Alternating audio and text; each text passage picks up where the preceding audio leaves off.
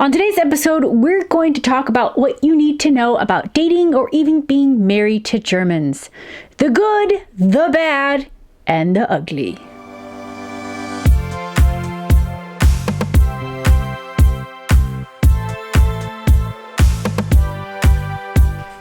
Hello, Lieblings. I'm Madi, science fiction and fantasy author who's been living in southern Germany since 2014. So I'm going to be frank.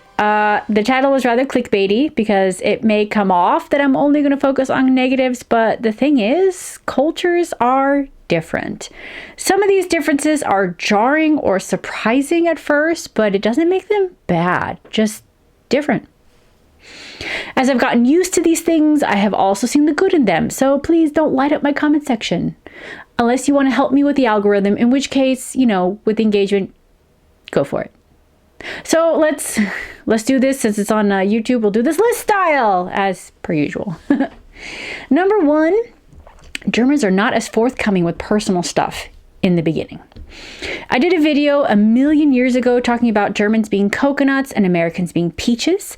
Germans are just more reserved in the beginning, while we Americans have no problem laying out everything with too much information. I remember going to a shop in the airport in the States while we were heading back to Germany, and this lady asked me how I was doing. I told her fine, asked her how she was doing, and then she started telling me the story about having met some guy online, and now he wanted to come and visit her in the States, but needed for her to pay for it, and how sus it was, and she wanted my opinion, and I'm just here going, yeah, so anyway. On the other hand, once you do crack that German coconut, you do find a really great friend who will be just as TMI and who will literally walk on coals for you. It's not that you can never get close. You can, but it takes time. Number 2, Germans don't use social media that much. This was both weird and frustrating for me in the beginning. My then boyfriend, now husband, did have a Facebook profile, but his name was purposefully misspelled to keep people from finding him. He also doesn't like to have his face posted, which is why I only post something with him in it like 3 times a year on my Instagram, and why you won't find him on my blog or on this YouTube channel. That's a lie. He's in my New Zealand video. But even then, I asked him like 10 times if he was absolutely okay with me posting his super hot and sexy face on the video, because I knew how much he doesn't like it, and he was okay with it. Thus, that's the only video. It was super weird at first, as a YouTuber, it can kind of be annoying because I personally think my husband's super hot and I totally want to show him off and brag because I'm narcissistic like that, and thus feed my raging ego, but respecting his wishes and all that nonsense. On the other hand, he's not the only one because, like I said, it's quite common with Germans, and I know, and because of that, I am quite used to being around people who just don't obsess about social media. And because we're not posting, we're also not always on it. And when we're not on social media, we do actually get to enjoy our time together instead of spending it trying to find that perfect shot. Or maybe it's because the village we live in is like a notorious black hole for cell phone reception anyway, so you couldn't post anything if we tried. Number 3, dating in German means you gotta learn German. Though the same could be said with dating a Peruvian, or in this case, half Peruvian. This is not to say that you have to be perfectly fluent, especially if there's a dialect involved, because it honestly can be like learning a whole new language on top of already learning High German. In my experience, the act of trying your best does go a long way, especially if you don't live in Germany. If you do end up moving and living in Germany, you're going to have to learn anyway because that's just what's required for residency. On the other hand, my husband has been trying to learn Spanish whenever he can, because even when we are in the States, there is a lot of Spanish spoken, and there are several occasions where he is the only one in the room who can't speak it. So yeah. Number 4, Germans prefer experiences over gifts. This was a weird thing to get used to because Americans and Peruvians love giving physical gifts. Actually, when my family tries to send us gifts for Christmas or for birthdays, physical gifts are easier. I know the Germans watching this may be confused when I say that, but Gifting experiences is hard when you don't know the person that well. Usually these gifts are in the form of a gift card, which in American improving culture can be considered rude or lazy. It obviously depends on the gift. I don't think either is wrong. They're simply different. And in all honesty, as long as the gift is thoughtful, then either version of a gift is good. When it comes to my husband, I do prefer experiences because my husband and I are the kind of people that we just buy whatever we want. So physical gifts are next to impossible. So experiences make better presents just because it's something that can be more unique and it's something that doesn't occur that often. But that's us. Number 5. Germans aren't risk takers. Germans are practical. They like stability and consistency. I am a daydreamer and I'm impulsive. So it's actually been very good having someone who is more grounded. But I will admit my husband not being much of a risk taker is actually a big reason why I ended up moving to Germany. He figured out a way that we both could move closer to each other while keeping our jobs so that we had something constant in case our relationship didn't work out. It was a practical solution that paid off big because I'm still here. Number 6, Germans are honest. You do need thick skin around Germans. In my personal experience, there are plenty of Germans who do understand the concept of tact, which is the idea of being honest but still being aware of other people's feelings. But you will find an alarming number who just don't give a shit and will be honest for the sake of being honest, and they are frustrating, especially in the beginning when you don't know the language that well, so you can't even defend yourself. Look, that's the worst. But for me, once I got fluent in German, I really loved talking back to those jerks. It was worth seeing the look on their faces. It brings me great joy, throwing that type of honesty right back in their faces.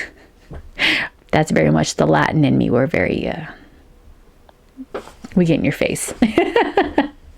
7, German romance is subtle.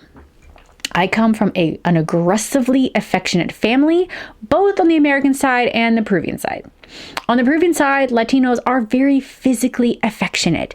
It's what I grew up with. I am honestly very interested in seeing how my husband reacts when we finally get to go to Peru, because that's going to be fun. On the American side, I am one of 6 kids and 5 of us are girls. I also have 17 nieces and nephews, and the majority are also girls. So I think maybe in that case, it's because I come from a family of mostly girls that has to do with like the affection bit. Because here in Germany, my in-laws are mostly boys, and they greet each other with a firm handshake. My point is, this sort of goes hand in hand with my first point when it comes to German reservation. Americans and Latinos are open, are all about big gestures, while Germans are more subtle. It's not like they're incapable. And like I said, these are just observations and, broad strokes, and you have to take these comments with a grain of salt.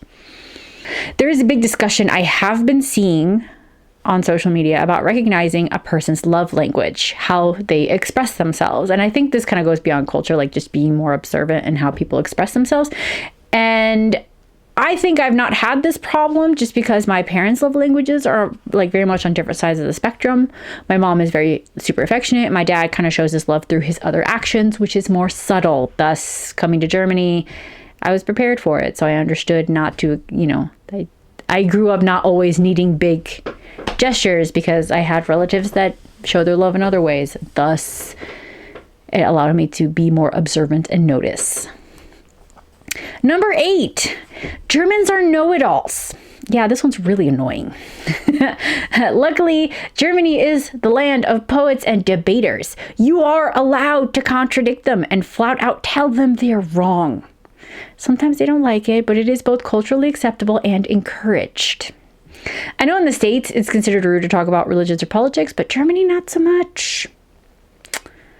Like, all right, going off topic. So you know about mansplaining, right? It was the explanation of something by a man, typically to a woman, in a manner regarded as condescending or patronizing. Well, we in the expat community have coined the phrase Germansplaining because of how much German Besserwisser is a thing, and it's annoying. I do actually want to make a quick note of the lovely people who do comment on my channel with their further information about topics that I cover. Definitely not directed at y'all. I am all for the introduction of new ideas or supplemental information because I have really learned so much from you guys. Because when you guys interact with me or each other, it doesn't feel like condescension. It is an educated interaction. So definitely please keep those coming. It's just that, you know, I've had people try to explain my own degree to me, and it's like super annoying. Yeah. Number 9, last but not least, Germans are humble. Okay, and I'll probably like, how is this bad? Actually, it's something I found refreshing. In both American and proven culture, there is a lot of confidence. And I think a big reason of this is because both cultures are very liberal with compliments. And they may not always be warranted. And you definitely run into a lot of narcissists as a result. But in Germany, you've run into far less of them. They're here, of course. But comparatively, they're few and far between. Compliments in general happen way less often, so I think that's a huge contributing factor. In fact, watching a German's face when you pay them a genuine compliment is really cute. A perfect example of this is my husband. Normally, he prefers to be clean shaven, but he has this like perpetual 5 o'clock shadow that I find equally attractive, of course. And there was a time, this is a couple years ago, when he went a good while without shaving and had accumulated quite the facial hair. And so this is around Christmas, and I was video chatting with my parents while my siblings were there, and 3 out of my 4 sisters were at the house, and they all came on screen to wish us Merry Christmas, and they took one look at my husband and his beard and immediately went off about how good looking he is. He should keep it. Oh my God, so good looking. And honestly, I have never seen my husband blush so much in his life. He's just so precious. It's just, yeah. Anyway, what do you think? What other reasons am I missing? Let me know in the comments below. Also, if you want more information, I'm linking one of my favorite articles from the blog Help My Wife is German, titled 5 Reasons You Should Totally Have Sex with a German Dude. Because, well, you should. The article was endorsed by me. And that's my list. Thank you so much for joining me and supporting me. If you're new here, please consider subscribing and give this video a thumbs up.